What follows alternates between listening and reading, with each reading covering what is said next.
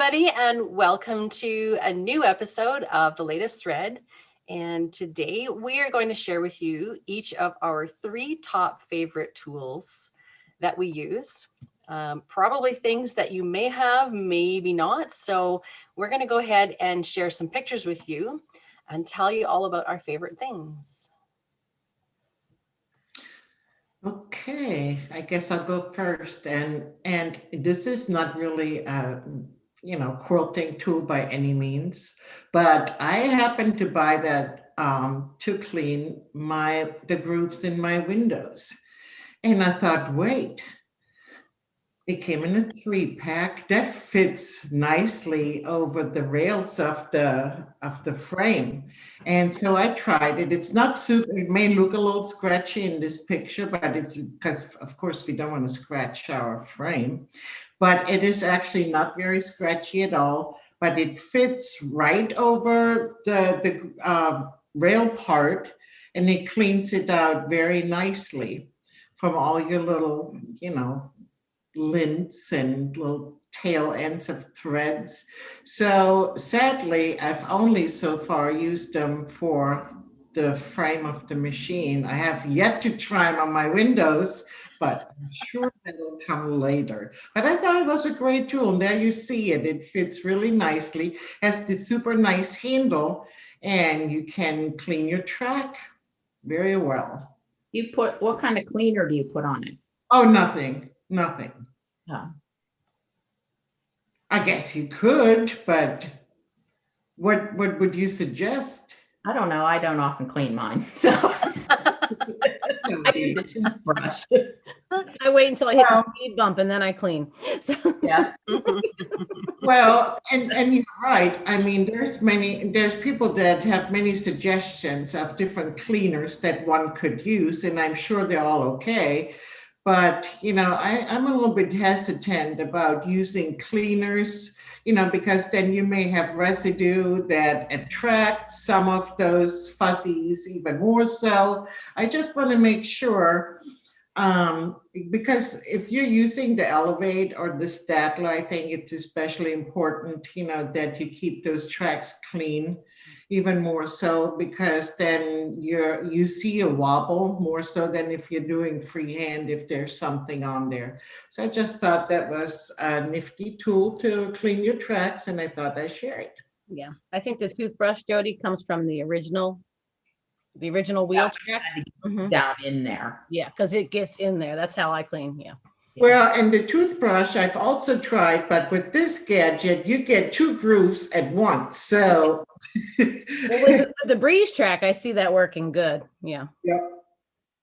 Did you just find it at the grocery store? No, I ordered it from, Amazon. And you were specifically looking for something to clean your window tracks. Right. Bonus. Yep.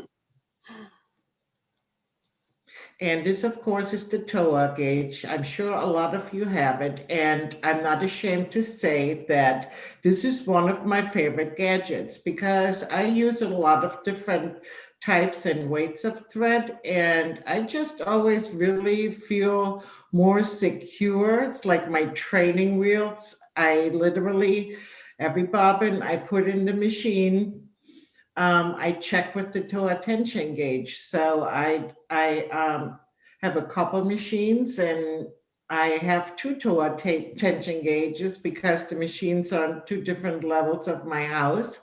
So I'm not ashamed to say it. I like my training wheels or safety blanket and use the toe tension gauge. You have a little chart off to the side which tells you what numbers your different threads that you can put things at? No, I use the same number. You do? I do. Oh.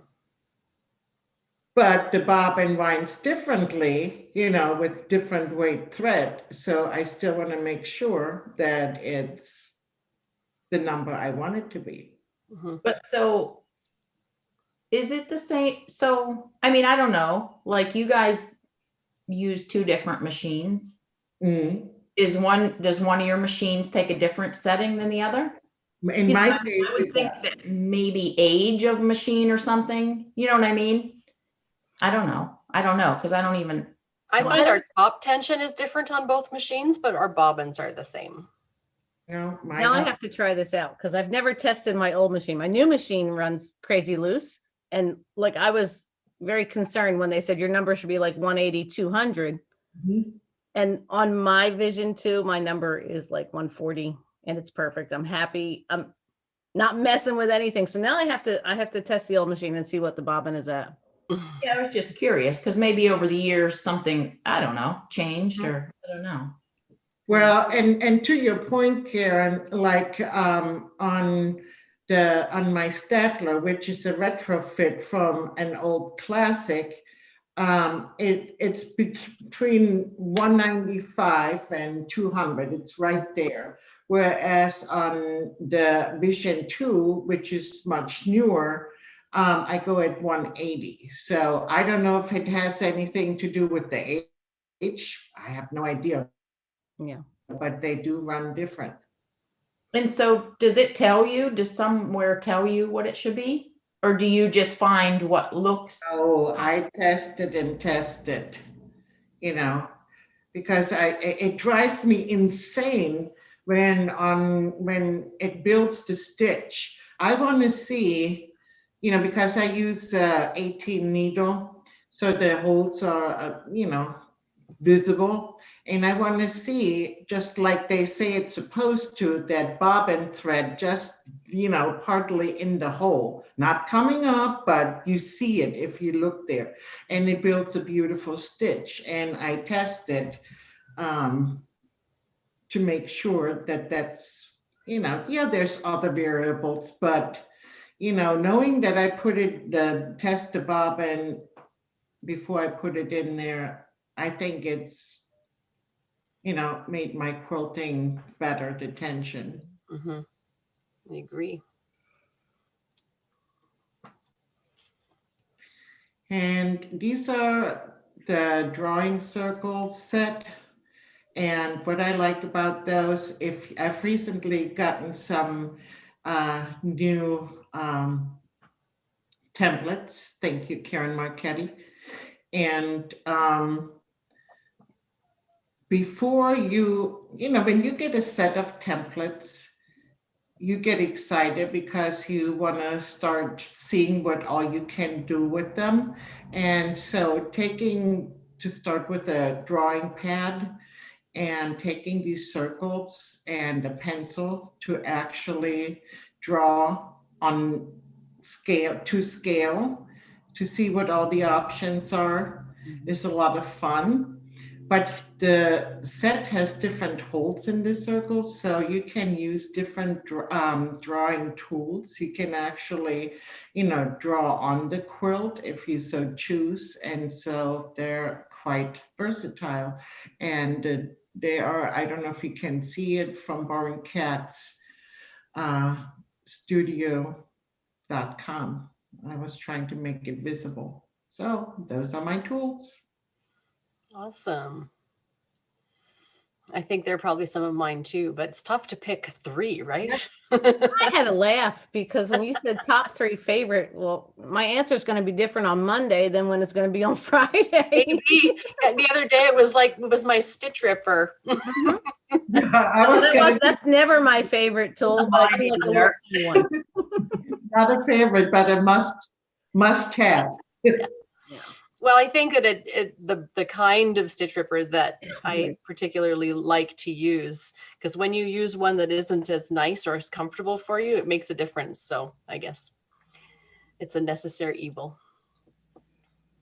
Oh, this is mine. And yeah, it's also not necessarily quilt. Well, it kind of is. But if you don't have one of these, you have to have one because they're so cool. It just puts a super fine mist instead of, I used to use just a regular spray bottle and, you get them big water, Mhm. But so if I get a customer, I use it for everything because I don't put water in my irons. So I just spray the fabric and it's just enough water. It's not too much. And it lasts a while. Like when you squirt Yeah. it, like I've turned it around and got my face because I think it's done. And I'm like, whoa. But when I'm of the habit with the regular one. So I'm like squeezing and squeezing and squeezing and squeezing, and then it's still like, shh. I'm like, okay, stop now. But like if I get someone's quilt in, I am not ironing your back. I'm not doing it. So I just pin it on, and as I roll it, I mist it, and it's not too wet. You know what I mean? It's just enough, and then by rolling it, it gets flat as can be, better than ironing, really. So yeah, I use this a lot. I actually have quite a few. I got my son one for Christmas for a different purpose, for cleaning something. He's like, Mom, it's pink. I'm like, it's the only one I could find. I But have a question for you, Jody. Yeah. 2 questions. What water do you put in? Special water? If you from my, use Hmm? from my sink. Okay, tap water, and you have well water, correct? So, okay, because the reason why I'm asking, I don't have that blended tool. I use a little spray bottle, and what I've noticed, and I don't understand, it boggles my mind. If I use my spray bottle on some quilts, and I use distilled water, and it leaves as it dries, you can see the perimeter. It's like a watermark. Was their fabric dirty? Yeah, or maybe they didn't wash it and it was part of the, there's a lot of chemicals in on Right. Sizings and yeah. And so I don't want to even get any water on there because I don't know if that'll come out. And it's not, it's literally distilled water. It's when I had well water, I would have never put that in there. Well, I think because it's a mister, it doesn't even like make a wet spot. It's just like a Right. mist. It's a really fine spray pattern. Yeah. I can see that working Well, well. and I think it just, I think, you're in your house, your water. So, like we have a filters and water softener. So it's, Right. yeah, it's, I'm okay with that. But I get that. Thank you. I put spray starch in mine. ooh, I should do that too. Yeah, I use it for when I'm pressing, when I'm piecing. Downy wrinkle release in mine. Yep. Awesome. It's because it smells so nice. Yeah, but I have 2 clients that have smell aversions, so I have more than 1 bottle. Yeah. But yeah, I like the Downy wrinkle release. That's my pressing mode. I'm gonna have to try that. Yeah. That's a good idea. And then this again, I've shared this before, and I'm actually using it on the quilt I'm doing right now. I use this a lot. I just do. And if you've never seen them before, it just has, different spacing for little circles. And I'm not a math person, so I can just look at the piecing that I need to divide up or whatever, and I just lay that down and mark the holes by eye. I use it all the time. I actually have 2, because you know how that is. Where is it? I don't know. I'll find one of them at least. And that's the Closer Up Barn Cat Studio website that Ava was mentioning with the drawing circles. So it's Yeah, I really like those. on that one. Mm-hmm. So this is just okay. So the next one is a set of marking things that I made, but on the previous picture. So that's what I normally would mark, and I mark a lot. I know a lot of people don't like to mark; it's like a bad word, and I'm not going to say I love marking either, but I want things to be just how I want them to be. So I mark. And normally I would mark, like on this quilt, every line, different spacings, 1/2 inch, 1/4 inch, 3/8 inch. I would use that ruler, which I've used for years. I have every size it comes in, but those are 1/8 inch grid squares. So every time you go to mark one line, you have to look at it 2-3 times, shift it, look at it again to make sure. And I started to realize how much time I was spending lining that ruler up every time. And then how many times, oops, why is this side bigger than the other side? Because I was on the wrong line. So then you have to get rid of it. So then I did these. So now when if I'm doing 3/8 inch lines, that's it. I don't have to look for anything. There's only one line. And whether I grab it from the left or the right, it's that one line. So I know it seems kind of stupid, maybe. No. But to me, there's no thought. I mean, I don't want to have to think and spend any more extra time than I have to. And then I decided that I would make them like 1 inch wide, one's 1.5 and 2, because that gives you that spacing too. Because I also like to do a lot of frames. So, there's that. And then the other thing I hate more than anything is marking something small with a giant ruler, because, it's just big and you're like, so I did the smaller ones too. How long are the longer ones? 12. Oh, wow. The long ones are 12 inch and the short ones are 6. I So like that's kind of my new favorite. I'm actually marking something right now. Hey, Mhm. What- I saw them and you posted them, but I didn't realize the scale of those. Because I like, as you well know, the longer rulers. So even for marking, that's a nice length. It covers a lot of block size.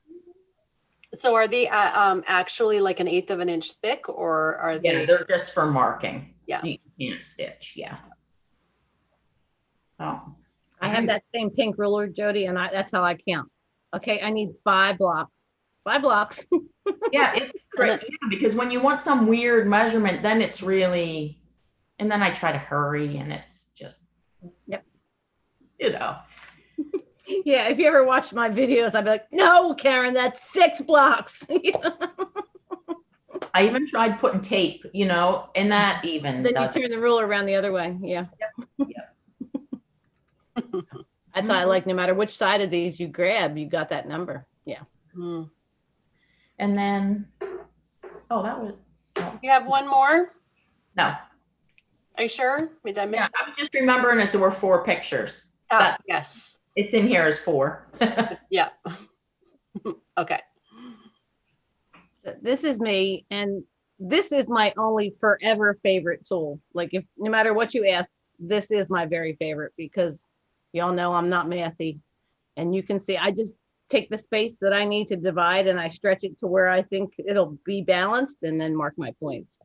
And these are getting harder to find, I'm finding.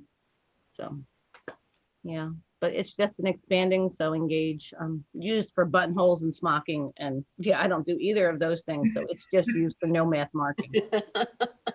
I know. I didn't know what they were before you told me about them, and I love mine now. Because that's what, yeah, there's never a 58 and 5/8. What's the third of 58 and 5/8? I don't know. But The if I numbers divide the keep getting quilt more into weird.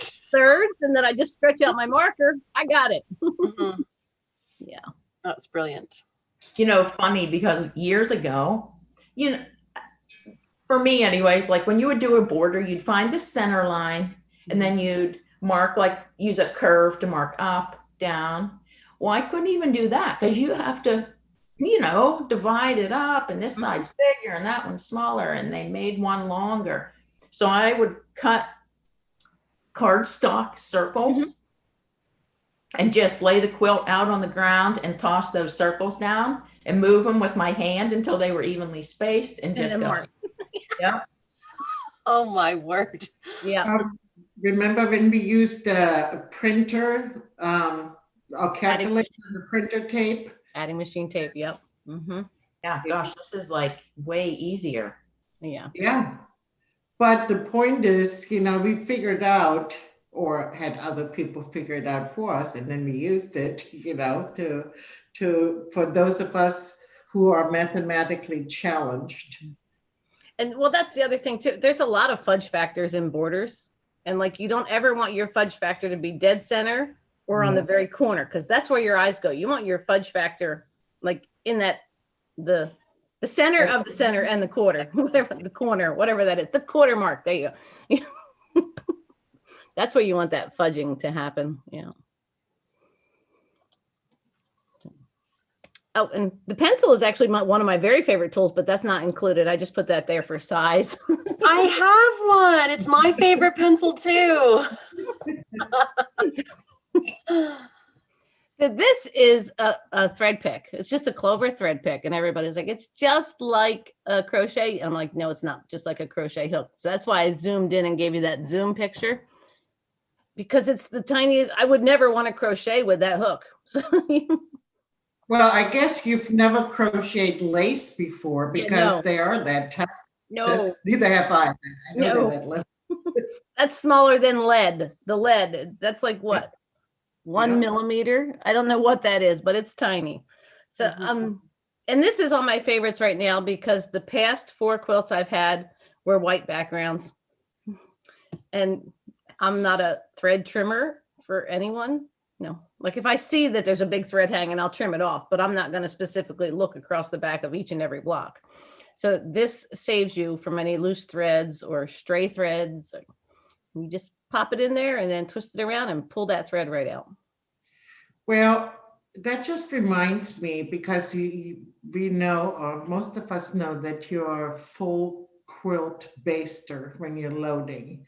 So when you have these white quilts, a lot of times if I do a quilt, I don't see the thread till I stitch around it, my ditch work or whatever. Now it's right there. So because I'm floating, I can more easily check, when to see a shadow. So I don't have to use a pick like that very often. I do have one and I have used it. But so just the way you load your quilts as you're going can make a difference as to when you have to use this tool more often. Sometimes you don't see the thread until after it's quilted, and that's like, wow, there it is. Yeah. And it doesn't leave a hole at all because It's smaller than a pin. Yeah. Well, I mean, if you're in there spinning it around trying to get that thread, you're going to make a little hole, but. Right. And I've never had to damage anything because it's so tiny. You can be very precise. It's like a surgeon with the little scalpel, you go. Tangled I in. would not trust my hands as the word surgeon.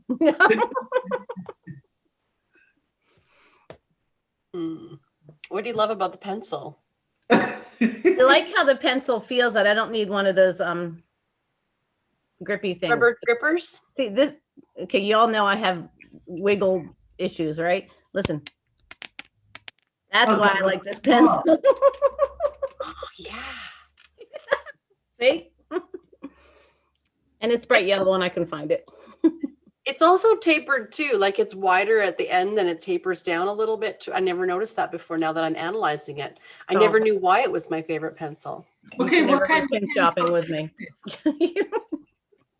I need to know what kind of pencil is it, Karen? Pentel 209, P209 it says, right? P209 Pentel. Okay. Karen, you have the Gamble pens, right? Yes. Yeah. The Oh, little rubber I thing. roll.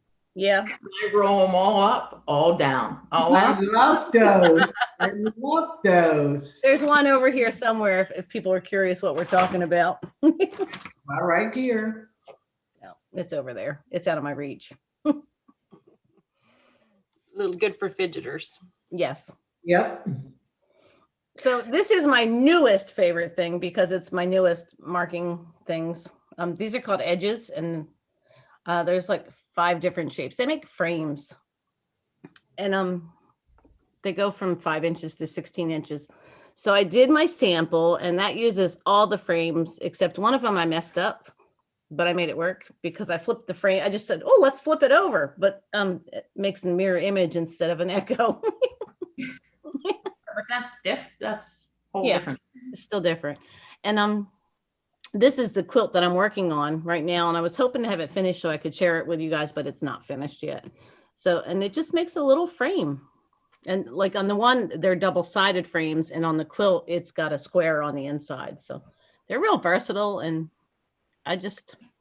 And what are the sizes for those? Oh, they go from 5 inches to 16 inches, but they're only for marking. They're only an 1/8 inch thick for marking. I was just going to ask. You still have to, rock your ruler, or I can hand guide, but I can't follow a line. So I have to use my ruler to stitch them. Well, and I think probably you could, like that's a really flowy, Yeah, that shape. Yeah, probably just freehanded even. yeah, I that bet. shape I can freehand. The other ones I can't. Because it involves thought, like stop, arc, stop. Right. Yeah. Very cool. Yeah, I like that. Yeah, I like that That's my too. new favorite. Ask me tomorrow, I'll have a different one. Yeah, I like there's- the one with the spiky in the middle. Yeah, I like the spiky one. And I think I extended that out even a little further. So it looked, but that's what's good about marking. You can change it as you go. Yeah. Well, now you have to make them for stitching. Come on, man. No, that's a Hey, lot what of, do you have to buy? okay, that's 5 inches to 16 inches in 5 sizes. I'm only showing you 2 shapes. 5 inches to 16 inches in 5 different shapes. Mm-mm. And you'd make have it a to, if ruler. you made them for stitching, you'd have to make them even a bit wider too for placement for your hands, right? Yeah. Oh, gosh. Well, yeah, because like the 16-inch one is actually longer because it's got ends so that you can line it up and stuff. Yeah. No. I can see me snapping that right in half. Just It looks I'm like breaking birds in light, like swallows. It looks interesting. hmm I really like that. I think I saw a picture of this on your Facebook the other day Yes. Mm-hmm. or Instagram. One of And them. I was like, oh, it's a nice way to get that centerpiece to pop out. Well, I have a whole file full of cardboard, manila, paper, all different shape, freezer paper, knowing me because I don't like stencils.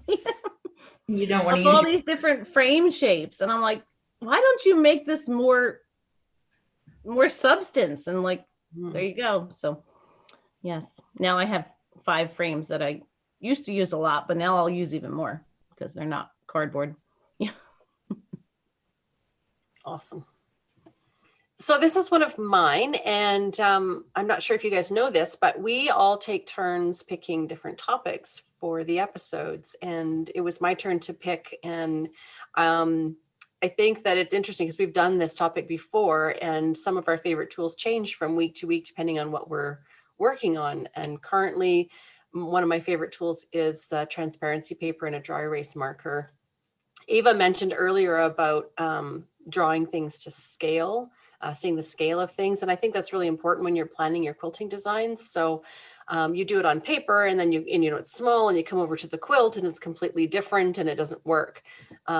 So I just like to keep transparency paper and a dry erase marker, and I just use a little piece of batting to erase what I like and don't like. And when I'm happy with all of my transparency paper or what my drawings are, I just put them off to the side and I refer back to it and look at it as I'm quilting the quilt. So I can, and then when you're finished, you can wipe them off and reuse them for another quilt. So it's a really good way to get a good visual. And I think for the most part, everything that we're sharing so far is fairly inexpensive tools. They're, Just want to share one thing on this, sure. only because I've done it. I'm sure other people have Yeah. done it. I know Put tape exactly around what the you're going edge. to say. Yep. Uh-huh. Go ahead. Yeah, put tape around that edge or permanent marker, something where your eye sees that the transparency ends and the quilt starts. Yeah. Yeah. Yeah. And most importantly, don't mix up your permanent markers with your expo markers when you're Yep. marking. Yeah, I keep mine in a totally separate drawer. They're completely separate from my marking tools. But yeah, you painter's tape works good around the outside edge. Mhm. And you can even buy bigger, wider film with black edge around it from the quilt stores. But for small areas, I do like just using the plain sheets. And another one that I really like is the little magnetic hook that goes on the end of your light bar for holding your scissors. I used to keep them on a lanyard around my neck. And one day I got out of the shower and I looked in the mirror and I had these little red dots. It looked like a little rash on my belly. And I was like, what is that? And my shirts would start to get little holes in them around my tummy. And it was from leaning over the belly bar and my scissors would poke into my shirt, into my skin. So I keep my scissors on the end of my my light bar. And I have another one. I don't have a picture of it here, but another one of these hooks on the back of the machine as well for cutting off the thread to do a new tie when you change thread colors. So I have one on the front and one on the back. So I never have to have scissors on my body when I'm running. I run with scissors. I have command hooks everywhere on my machine. Same reason though, yeah. Mm-hmm. Yeah, they're right there when you need them, right? Yeah. And then my last one is just a little water reservoir, and you can buy these at the craft store. So in Canada, I bought mine at Michael's, but you guys have at Joann's. You can probably get them there in the art section, so where like the paints and the brushes and stuff are. And you can get them in different sizes. And the reason I like this one for removing marks is most time I mark things wrong. And then when I realize I've made a mistake, I have to remove the marks, but then wait for the fabric to dry. So with this, you can just, it just applies the water exactly where you need it on the wrong mark. So then you can make your new mark right away instead of not having to wait for the fabric to dry in order to make a new marking. So I don't lose any time with that. And you just very precisely can place where you want to remove things. So I like those too. Like when you have a red and white quilt and you want to mark something, but you don't want to get anywhere near that red. that's right. So that you can mark away from the red and then still hit it with the water and not be anywhere near the red. Yeah. Yep. They're Yep. great. And I think all my tools are like under $10. Yeah. So, you know, it's Not my no math marker. That's over 10, but other than my favorite tool, which is my gamel, yeah. right? Well, that's not That's, like the tool. That's like the garage that holds the tools. You know? Yeah. Well, and I think with tools too, it changes as you go, you know, like I remember when I was new, like I didn't want to spend any money, you know, you bought the machine, you know, and now some certain things, I don't care how much it costs because it makes this easier or this faster. I don't know if that comes with age. Like I just don't want to waste your time anymore. If I don't know. You've tried all of the cutting the corners. Right. And then you say, gosh, all the money I spent buying this other stuff, why didn't I just, Right. you know? Mm-hmm. Awesome. Well, I know I have a few new things on my wish list for tools to get. So it's always nice to see. Maybe we'll do another one of these and we'll have all completely different favorite tools that week. Maybe. I'll still have my no math marker. Good time. So I hope you guys enjoyed that segment of our favorite current tools and maybe had added a few things to your own wish lists to make your quilting lives easier. We're going to take a quick break. And when we come back, we are going to welcome our guest, Wendy, who has a beautiful quilt, and we're going to share some ideas for her quilt.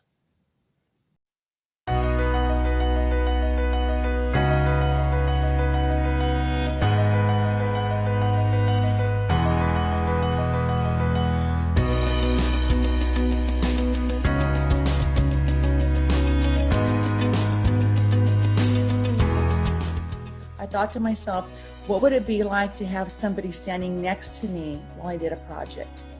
Because really that's how we learn best. We learn best by doing something. We can sit there and we can listen to people and they can tell us things, but until we actually apply it to ourselves and our own background, we don't learn anything. And so I showed her the project and I said, I want you to help me quilt this. And through this endeavor of making this quilt, I'm going to learn a lot of things. I knew that. And so she immediately, okay, this is what I need you to do. Send me a picture, do this. And so she immediately, it reminded me of going to college when I had a master teacher next to me as I went through a project that I had to complete. I needed guidance and support. I could only do so much on my own. The machine wants you to go through 1, 2, 3, 4 steps. Well, I was missing number 3 step. And if I don't have number 3 step, I can't get any further. And so working with Paige, I learned so much, and it's the little things that you learn. And the way we would start our sessions, we kind of found a routine where we decided what I was going to work on during that time between now and my next class. And so I had homework to do. She was, okay, today you're going to do this to this area over here. Whether it was using relocate, borders, working with the nodes, changing up a pattern or something, she gave me a point to start at. And so then I would go and do that. And then the next time I would meet her, the first thing we talked about, okay, what went well and what didn't. So it was great because unless I make those mistakes and I have somebody to support me, I would never figure it out. And so as we went through this, what ended up happening was, as we started our meetings together, we got onto our next quilt, I had less of all those things that had gone wrong. And then I started with, what about this? What about this idea? How do I do this? So I became aware of all the wonderful things that machine is able to do if somebody guided me through the steps. So then I came up with an idea, and then she showed me, oh, you have it all, but you're missing this one step. And so through doing a project that meant something to me, I learned more from her. I never thought I would be designing patterns or changing patterns, but I was able to do all of that through working with her. And it all, I mean, how many of us want to have, you know, a Paige Johnson or a Karen Farnsworth or a Georgia standing next to us while we do our quilt? And so the money that I've spent, and the prices I think are very reasonable, I really do. And when I look at what it would cost me to fly, you know, Paige to my house and accommodate her to have her next to me, this is the next best thing. And I just, like I said, I think it's just a blessing to have this.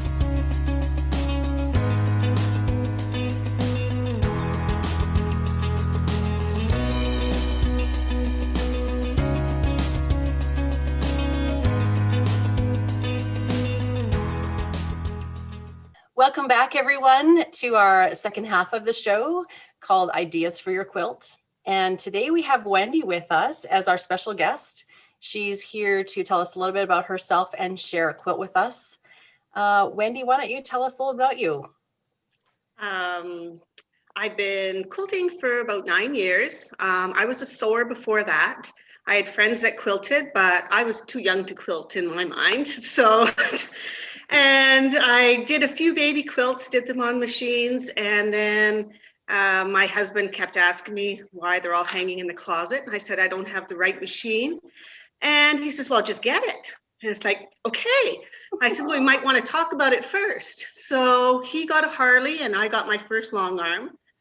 And my Gamble is my second long arm. So decided to go computerized, and with asking Sharon lots of questions, decided that Gamble was the way to go. So loving my machine, and do some customer quilts. And but the one I have now has been in the closet for at least 6 years, 5 or 6 years. Just don't know what to do with it. So I'm looking for your help. So thank you for having me. It's a pleasure. So I'm going to bring up a picture of your quilt, and would you mind telling us a little bit about your quilt? It's called Foul Play by Diane Harris. It was in a modern patchwork magazine. I had a sew day with some friends, and I had a jelly roll and a layer cake, and cut them up, and that's what came up with. So it's 72 by 72. And yeah, just because of the flying geese aren't attached, just it has been one that I just don't know what to do with. I like it. I like mustard. In my living room, but since my living room has changed colors many times since, so I'm not sure where it's going to go now, but we'll try. All right. So we decided to switch things up a little bit because we have like an alphabetical order that the pictures get shared in because of the way they get saved. And I think we're starting in reverse this time. So I think my drawing is first. So those geese, we don't want to quilt over top of them. And I would think if you were going to do edge to edge, you'd have to base them down, which would be a lot of work. So my idea was that kind of tangled swirl where it looks like it's kind of spinning off of one spiral and then heading in a different direction to another spiral, heading into another direction. And you said that you have a Statler, but you're not opposed to doing a little bit of ruler work or free motion. So I tried to keep it so that if you wanted to use your Statler for a spiral design in here, I would set it so that it just kind of grazes the little outside edge points of the geese, all those 4 points. And then you could go in and do your ruler work in between on those directions. And so I like this because it's a way to custom quilt it without having to ditch at anything at all. So if you're not super comfortable with ruler work, you can just go opposing the seams. So like we've got lines going in this direction. So I would probably, you could start on either end, but as I come in here, I would probably do this little dip into the triangles because you can't really ditch them, right? But Yeah. I would keep that stitching line about 1/4 of an inch away from the edge of where that top of the geese fold sits. And I would do that as I sew this line. So I would come in and then over and then down and then continue over. And you might want to draw that line if it feels more comfortable for you, just because I put all of the spirals and the lines in and I was like, but this little dead space in here still feels kind of plain. And having something quilted beside those will help the geese kind of pop up and it'll really kind of become nice and dimensional. I like that. I'm not a feather girl. I'm a little more modern-y, and that actually suits what I like. Got a question for you though. When you do your lines across, do you always use rulers or do you use draw a line on your Statler and put them in? As a hand-guided quilter, it's much faster to use a ruler to do it. By the time that you use your draw line function and get that all perfect, because then you not only have to draw a line up to the arc, but then you have to travel down it and then back and then travel again. So you'll be probably more precise if you just use your ruler to do it. What about changing your circle to a boundary? Would that help? And then it would do it by itself? Or You could change the pattern to a boundary and then set your lines in and do a fill inside. You're just going to have to watch for shrinkage so that where that travel line comes over the curve, you'll just might have to keep your hands on the fabric to make sure it doesn't go right over top of that spiral line. You might want to try one and see what you think. Maybe on a scrap piece of fabric, just load something and put a spiral in 2 spots and then try that in between both and see how you feel. But I think you'll be much faster, especially. I'm used to ruler work, so I could do that. So yeah, especially this line right here, where if you do that dip in, it'll be much quicker to do that than to try and set it up with the Statler. But go ahead and try it. You can do it both ways. It's just one way is going to be either longer or more comfortable. Okay, so we're off to a good start. Okay. So then the last thing that I was not sure about, which is why there's a question mark here, is whether or not you'd want to stitch a line through the geese right here. I couldn't tell from this picture if it was 2 ends pieced together, but then in some of the in more close-up pictures, you could see it was one piece of fabric. So you might want to just do a stitching in a section all around one set of geese, and then just look at it and see if you want to stitch in there or not.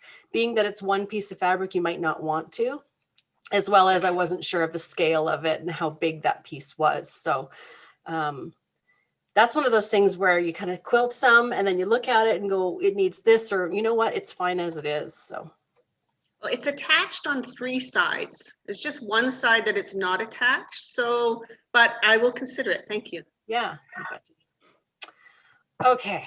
Reverse order. That means Karen's now. Oh, that's me. So, I just, you gotta zoom in for me, Sharon, I'm blind. You betcha. Yeah. So I was going with 2 different color threads, like a darker gray and then a lighter gray, or if you want to go crazy and make it contrasting, whichever.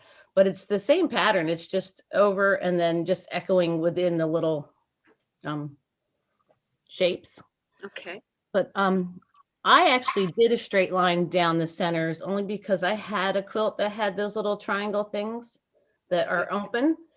And the dogs, as you know, I have dogs, the dogs' feet kind of like rip at them and have like pulled them out of the seams after quilting. Oh, So I like to go down the center. And then in the one sample, I do just a little tiny triangle in the center so that the edges are still three-dimensional, but it holds that piece down. okay. Yeah, right there. Sharon was on it for a second. Mhm. Right there. Yeah, just a And- little tiny triangle. And it doesn't really take much more time because you just stitch up and then make your triangle. Yeah. Yeah. I like that too. They're totally different looks, Yeah. the two suggestions. So that's good. And then yellow thread, I guess, for the little triangles. Or whichever you prefer. You might want it to contrast. I'm a matchy person. But I'm a matchy. Yeah. Yeah. Yeah. No, if I make a mistake, it will blend in much nicer. So thanks. Okay. So this was mine. It's very similar to what Karen did. But I wanted the dark parts, the grays, and to be different, something different from the light, and I started doing just a couple, and then I'm like, no, wait, I have to see what it looks like with more. And I personally would choose a medium to light gray and not change thread, because I don't think you notice it when there's so much going on with prints and stuff. And I have also done one of the, not this same quilt, but one with those triangles, and I didn't put anything on them, and they looked funny. Like it just was too, I think because it's dimensional, it's already thicker, if that makes sense. And then if it's not Yeah. quilted at all, it looked just too unquilted, I guess. My concern was when it's washed, are these going to shrivel up a little bit and not stay as nice and flat? Has anybody seen one washed? I have not. Yeah. Does it? that nice pressed edge isn't Yeah. as nice. No. Oh, okay. That's why I like at least holding that center down. Will they round out on the edge, Karen? No, but it kind of just looks like like bad binding. That's the best way I can explain what Oh. it looks like. It kind of Oh, That ripple. yeah. Okay. Okay. Because that's my concern. I might take you Right. guys' advice and tack dry it down clean somehow. only. Yeah. Or just keep it on a wall and dust it from time to time. Oh, it's too big for that. And Oh, yeah. and the flying geese make it actually quite heavy. So I like a heavy blanket. So that's why it was supposed to be on my couch. But I do have a dog, and getting their little paws caught in those corners is another thing to consider. So Mhm. it might be a look at one. So the other thing too that, I wouldn't stitch in the ditch along the edge of them, just because, if you catch one and then you have to rip out, that's never fun. So the whole block, each block, which I'm assuming is the geese down the middle, a dark and a light, right? Yeah. Okay. So I wanted it to be continuous, so you could work your way one whole pass across. So I would start to do the center line through the geese, and then just do the one side, and then you can get to the top and bump over. And then I just echoed 1/4 of an inch in on the darks. Right. Main reason being, it's going to be really easy once you get to the goose, because your ruler, you're going to put it flat on there. Yeah. And it's going to hold it down to get your 1/4 inch. So, and then you could just scoot right into the next block and it'd be pretty fast. I think. Yeah. Okay. Lots to think about.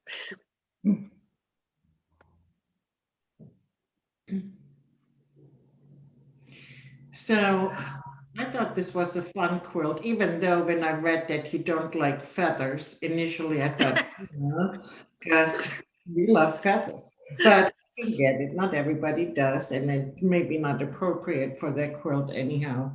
So I thought of a couple different options.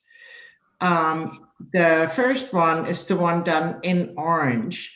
So essentially, because I also thought that, what's the most efficient way to go across the blocks and, without stopping. So in the orange, I essentially started, it's hard for us to tell with the scale. So whether it's a 1/4 inch or a 1/2 inch away from the geese, and then just traveled my way up, essentially doing an echo and then going around the other side of the geese and then creating, essentially a triangle or another geese going around. And the reason why I liked it, and it's super, fast, I think it would be, because depending on the scale, you may want to use the ruler or you may not. But because it goes in often the different directions, I thought it created a lot of different movement and one idea. And then depending on how you were going to use the quilt, on the green section, I just did added pearls or pebbles, essentially, extending the points of the geese with lines going to the outer edge of the block. And it creates like a chevron effect, but it's definitely more quilted with the pearls. And then the gray is just if you want to do any type of fill moving across the, lighter sections very efficiently, you can squeeze in there. But if you do that, I definitely would do a small echo around the geese kind of. And I also agree with doing the line through the row of geese, because I'm not a pre-washer of fabrics. So I always worry about what's gonna happen. And like you said, the geese are heavier, because there's more fabric folded up in there. And so I also would stitch a line through there. Okay. My mind is going. I'm seeing a combination of a few ideas. So that's good. So do you have any other questions for us about the designs? No, I just need to get the one off my machine so I can do it while I'm excited about it before it sits in the closet for another few years. So I really like the pattern. I'm tempted to make one. It's really cool. And I like that line of fabric. That's compositions, right? yeah, it's a little bit older, but well, it's been sitting in my closet. It was when it first came out, the pattern, or the fabric. That's when I had done it. So yeah. I've got a second one, similar colors, that was supposed to be a his and her in the living room. So we'll see. We'll see. But anyways, well, thank you very much, ladies. That was very good. I will send Sharon a picture when it is done so she can share it with you and decide what I'm going to do with it. But yeah, please do. I'm getting through these whips, and all. It's been a little slow. I had a big rush on customers at the beginning, and now it's pretty slow. So I'm catching up on my own stuff, which feels great. So that is nice. That is nice. Yes. And you can also post your picture when you're finished in any of the Gamma groups too, and share your experience with us on the show. And that would be great. We love to see how everybody quilts them after the ideas. So okay, yeah. I will. Thank you very much. Yes, and thank you so much for joining us today, Wendy. And I'm sure we'll run into you sometime soon. Yes, thank you very much. Thanks for having me. All right, bye. Bye. So thanks everyone for joining us for today's episode of The Latest Thread. We hope to see you next time. Bye-bye. Bye.